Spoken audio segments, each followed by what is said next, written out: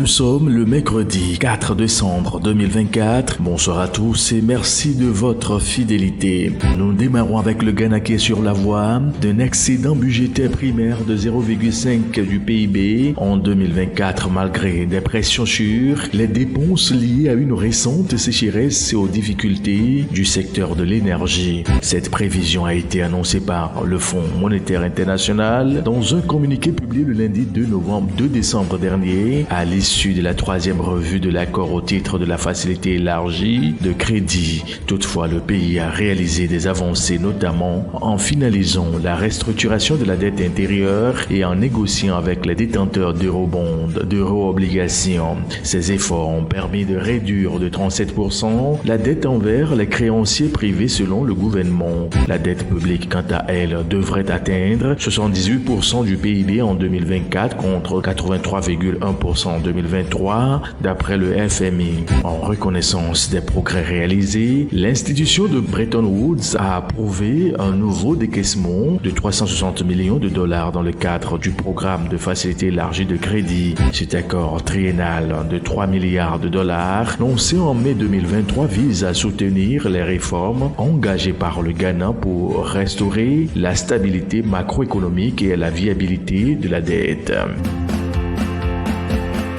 Direction Sénégal pour vous dire que le déficit de la balance commerciale s'est réduit à 121,6 milliards de francs CFA contre 411,8 milliards de francs CFA en septembre 2024, en septembre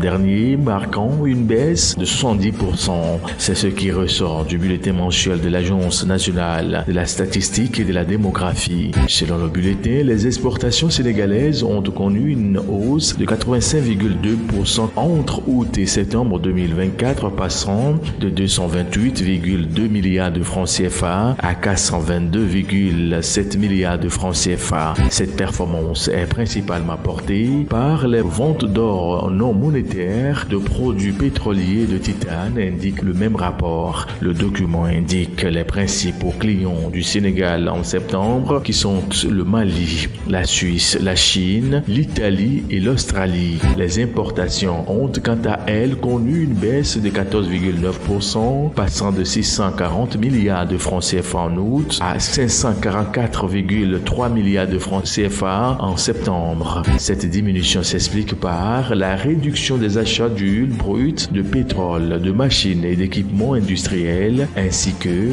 d'automobiles.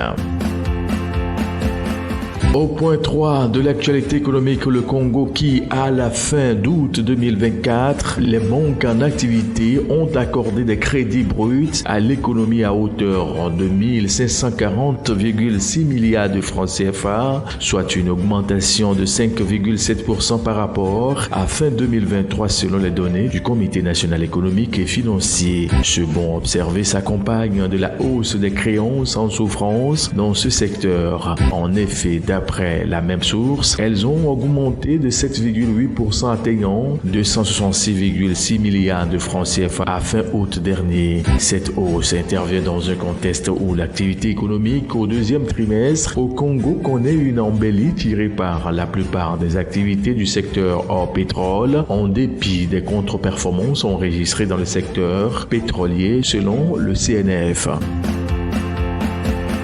Direction au Zimbabwe pour vous dire que la production de tabac est attendue à 300 000 tonnes en 2024 et 2025, soit en hausse de 27,6% par rapport à la récolte de 235 000 tonnes estimée pour la campagne précédente. C'est ce qu'a révélé le ministre de l'Information le mardi 26 novembre dernier. Cette prévision, si elle se réalise, marquerait un rebond pour la filière zimbabwéenne dont la production affectée par la sécheresse en 2023 et 2024 s'affiche en baisse de 20,6% par rapport à la saison précédente. Il signerait en outre un record historique pour la filière dont la production n'avait encore jamais atteint la barre des 300 000 tonnes auparavant. La perspective d'un rebond de la production de tabac se fonde sur le retour à des conditions pluviométriques normales avec l'apparition attendue du phénomène climatique La Niña en 2024-2025 2025, ce qui suscite un regain d'optimisme chez les producteurs.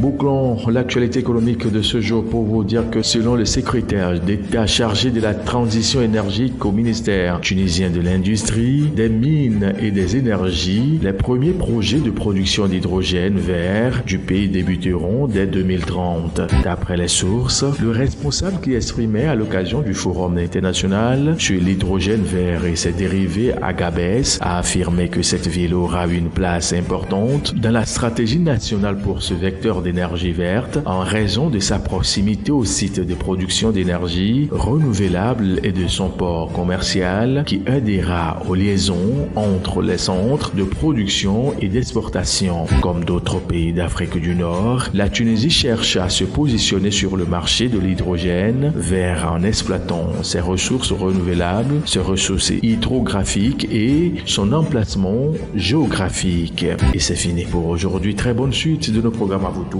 et à demain.